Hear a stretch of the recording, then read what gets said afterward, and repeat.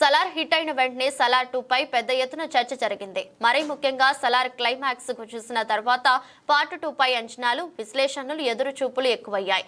ఈ బజ్ ను మరింత పెంచుతూ వేసవి నుంచి సలార్ 2 సెట్స్ పైకి వస్తుందని మేకర్స్ గతంలో ప్రకటించారు. ఆ తర్వాత ఇంకాస్త క్లారిటీ ఇస్తూ మే చివరి వారం నుంచి అన్నారు.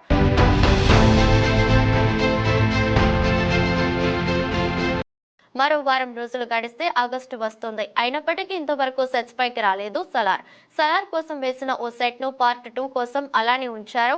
సెట్ రెడీగా ఉన్నప్పటికీ సినిమా స్టార్ట్ అవ్వలేదు. ప్రభాస్ బిజీగా ఉండటంతో కాల్ షీట్లు లేని అవ్వలేదు.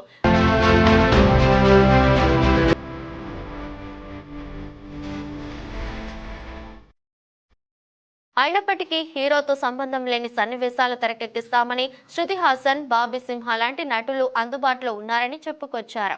కానీ అది కూడా జరగలేదు. మరోవైపు ఎన్టీఆర్ తో ప్రశాంత్ నీల్ చేయాల్సిన సినిమా తరుముకొస్తోంది. దేవరా సినిమా పూర్తయితే నీల్ పై ఒత్తిడి పెరగడం ఖాయం.